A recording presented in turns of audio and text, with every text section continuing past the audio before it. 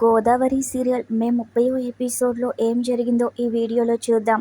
శంకర్, శారద మొదటి శుభలేఖ తీసుకుని శాంతి దగ్గరికి వెళ్తారు. అయితే శంకర్ నారాయణ అక్క శాంతి కోపంతో తన కొడుకుని కాదని అలకనందకు వేరే పెళ్లి చేయాలని చూస్తున్నారని చెప్పి అలకనంద జీవితం నాశనం అయిపోవాలని శాపాలు పెడుతుంది. అలా అనొద్దని శంకర్ నారాయణ అంటాడు. శుభలేఖతో పాటు తాంబూలం పెళ్ళం ఇస్తే దాన్ని శాంతి విసిరేస్తుంది.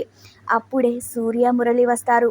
నా కొడుకుని కాదని నీ కూతురికి వేరే పెళ్లి చేయడమే కాకుండా నన్నే పెళ్లికి పిలుస్తారా, ఎంత ధైర్యం అని అరుస్తుంది.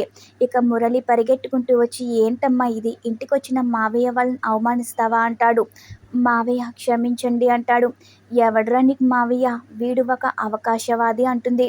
చేసిన మోసానికి వీడు మన కాళ్ళు పట్టుకుని క్షమాపణ చెప్పాలి. అయినా ఇక్కడే ఉన్నావేంట్రా అని తమ్ముడి కాలర్ పట్టుకుని బయటకు గెంటేస్తుంది. అక్క, నిన్ను అక్క అనుకోలేదు, అమ్మ అనుకున్నా, నువ్వు అర్థం చేసుకోవడం లేదక్క అంటాడు. ఇచ్చిన మాట తప్పి మీ స్థాయికి నేను సరిపోనని నా కొడుకుని అవమానించి పెళ్లి వద్దన్నారు. శారద మాట్లాడాలని చూస్తుంటే కూడా శాంతి మాట్లాడనివ్వదు. ఇక శారద ఏడుస్తూ ఇన్ని అవమానాలు భరిస్తూ శాపనార్థాలు పెట్టించుకుని ఇక్కడ ఉండడం అవసరమా అంటుంది. వెళ్ళండిరా వెళ్ళండి, మీ కూతురు పెళ్లి ఎలా జరుగుతుందో నేను చూస్తాను.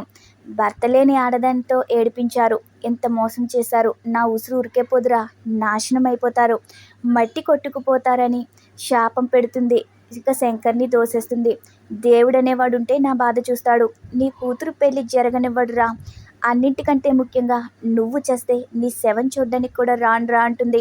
ఇక శంకర్ తలదించుకుని వెళ్ళిపోతాడు.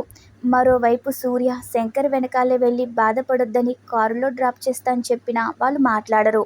ఇక అలకనంద, గౌతమి, జాను, కిన్నెర అందరూ కూడా శుభలేఖలకు పసుపు కుంకుమ పెడతారు. బావ ఫోన్ చేశాడా అక్క అని కిన్నెర అంటుంది.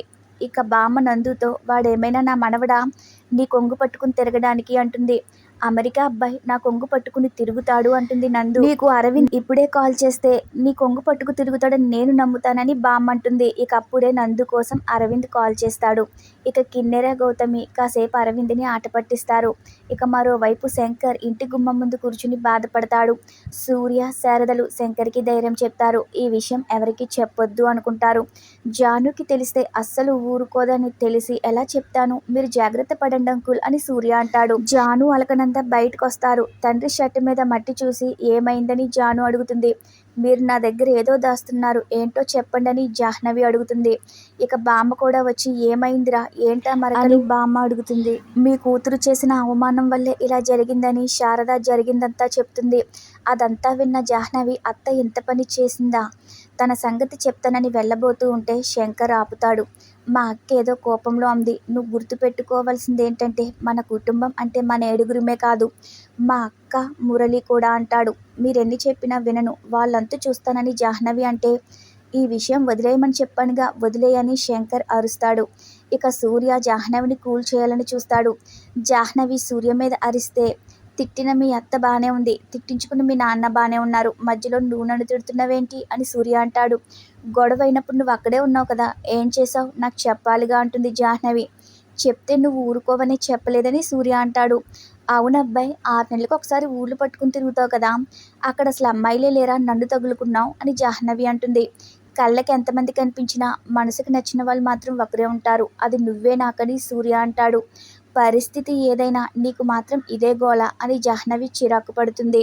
ఇక సూర్య జానుకి సారీ చెప్పడంతో జాను నవ్వుతుంది. రేపటి ఎపిసోడ్లో మళ్ళీ కలుద్దాం. Thanks for watching our video.